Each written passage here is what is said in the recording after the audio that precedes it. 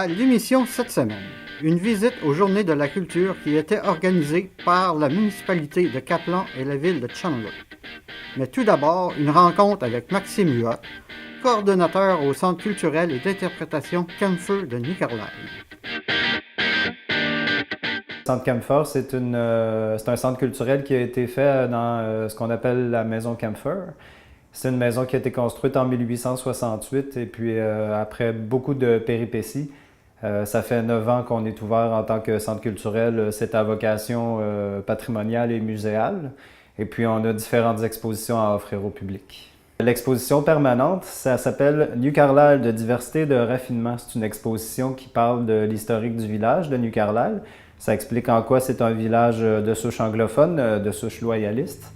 En vérité, à travers différents thèmes comme l'architecture, le train, une tradition militaire, une tradition religieuse, etc. On est situé ici en ce moment dans la salle de l'exposition temporaire René Lévesque et la Gaspésie, L'Enfant libre de 1922 à 1937. Donc ça, c'est une exposition qui traite vraiment des années 20 et 30 dans les yeux de René Lévesque quand c'était un jeune homme.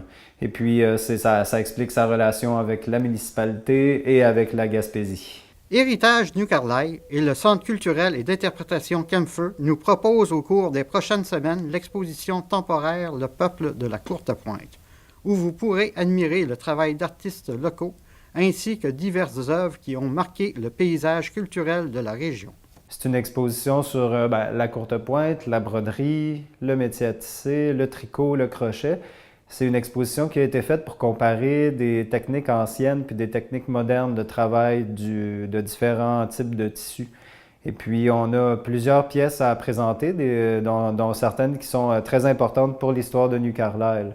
On a par exemple 2 œuvres de Marion Nelson Poirier, qui était la femme de Gérard Poirier, qui lui était un des meilleurs amis d'enfance de René Lévesque. Elle faisait de la courte pointe et elle faisait des paysages de New Carlisle.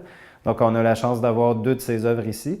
On a une courte pointe à l'état au mur ici. C'est une courte pointe qui a été faite par 70 familles loyalistes.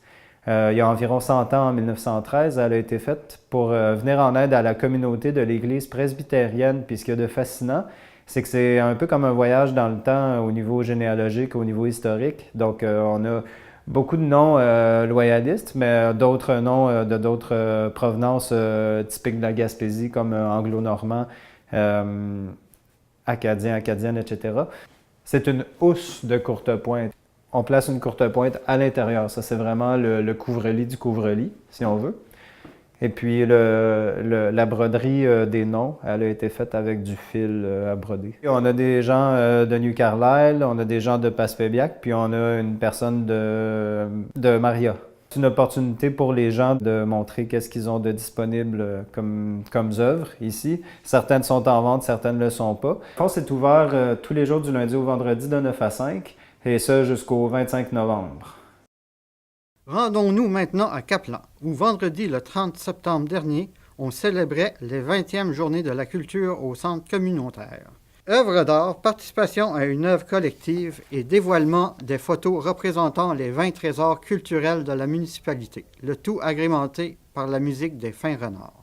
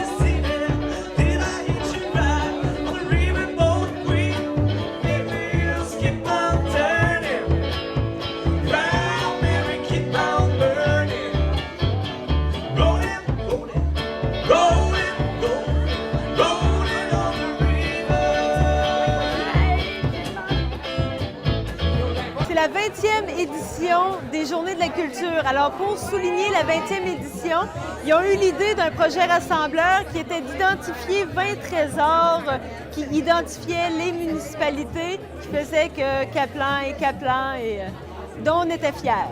Pour décider de nos 20 trésors, on a procédé avec un sondage dans la population au courant de l'été et les gens étaient amenés à voter ou à donner leur idée et c'est les 20 idées les plus populaires qui ont été retenues.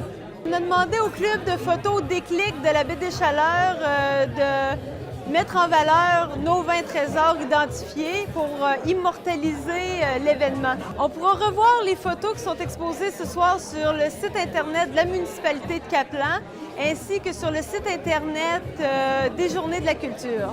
C'est Maud Cyr qui nous a rejoint, notre club Photo Déclic, pour savoir, puis moi, si on pouvait participer aux 20 trésors, puis moi, qui avaient été choisis par le public. Et puis, à partir de là, on prenait les photos qui représentaient les 20 trésors. Il y avait du portrait qui était inclus là-dedans et aussi du paysage, des choses en particulier, des plages, des caps, des choses dans ce genre-là, puis moi, qui correspondaient dans les 20 choix que le public avait fait. Parce que chaque membre avait des fois plus de 400 photos des épreuves, puis moi, des 20 trésors, de chaque trésor, plus ou moins. Puis à partir de là, il y avait une sélection qui était choisie selon les goûts de la juge.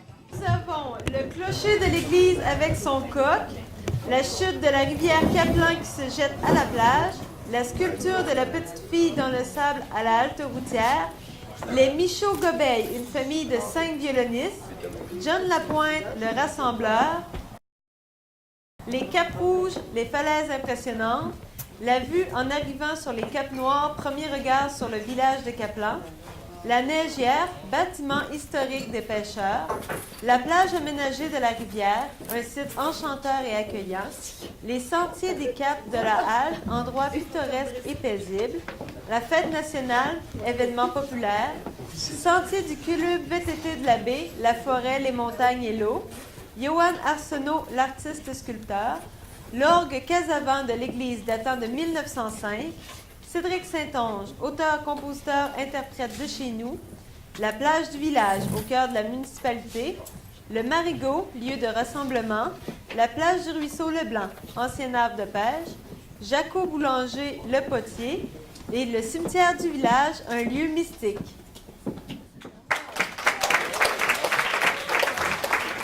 Pour sa part, la ville de Chandler fêtait les Journées de la culture à l'Atelier d'art, situé au 100 rue Maigrat, au circuit des bâtisseurs. Accompagné par la musique de Roger Roy, un marché public y était installé.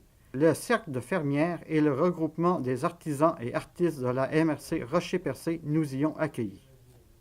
Aujourd'hui, pour la Journée de la culture, j'ai plusieurs exposants. J'ai des sculpteurs, j'ai des bijoux, j'ai des produits de terroir. Mais vu qu'on se trouve à l'Atelier d'art de Chandler, on a une boutique aussi. La boutique des regroupements des artisans et artistes de la MRC de Rocher-Percé. Puis dans la boutique, on a au moins, une cinquantaine d'exposants. Mais aujourd'hui, le but premier, c'est la Journée de la culture. Ça, c'est n'importe qui, en dehors même de la MRC, qui pouvait s'inscrire et venir exposer.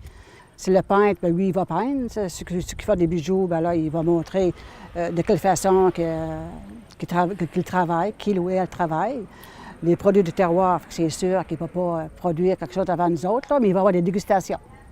C'est comme le chocolat, bien, il va y avoir des dégustations de chocolat, il va y avoir des dégustations de Porto. Puis, c'est ça.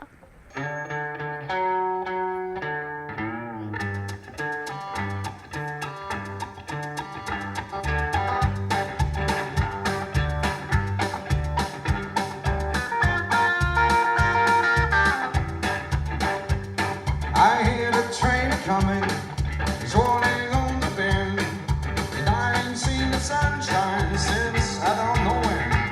But I'm stuck in Folsom Prison, and time keeps dragging.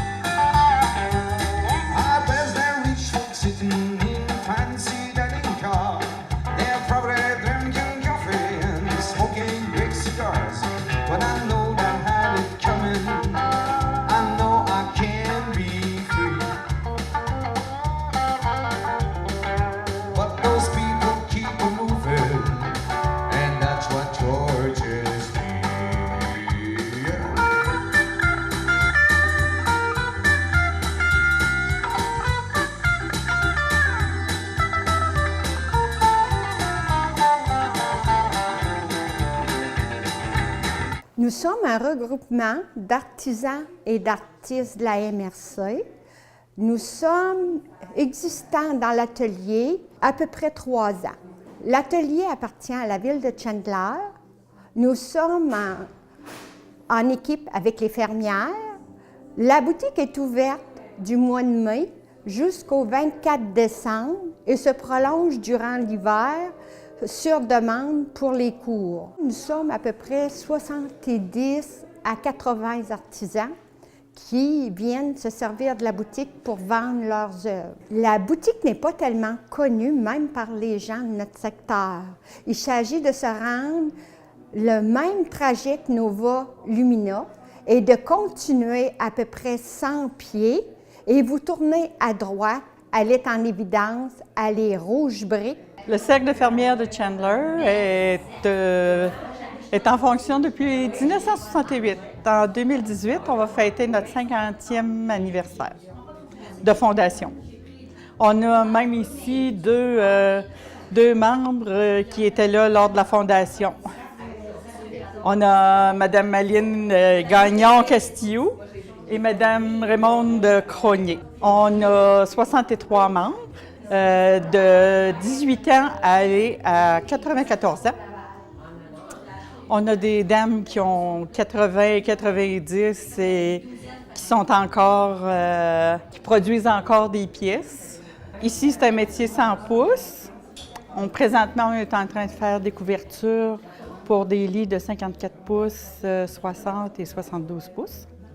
À toutes les semaines, des fermières se rendent à l'école Saint-Joseph et donnent des formations aux enfants de tricot, couture, tissage et broderie. Ici, on fait de la récupération. On fabrique des sacs à magasinage, comme celui-ci, avec des sacs à pain et des rubans de bobines de film. Au cercle, on est ouvert 365 jours par année, presque, sauf les fêtes, là. C'est entendu, tout le monde fête. On travaille ici. On a 6 métiers à tisser et 3 métiers dont on fait des formations. On fait des formations et on se sert de ces 3 métiers-là. 3 petits métiers. Ça, c'est des couvertures pour des lits de 39 pouces. Il nous en reste 2 à faire. Une Catalogne et une en laine, comme celle-là. Mais quand on monte. Ici, on avait monté 15 couvertures. Sur le 100 pouces, on a monté 17 couvertures. On monte plusieurs pièces pour pouvoir couper en chemin.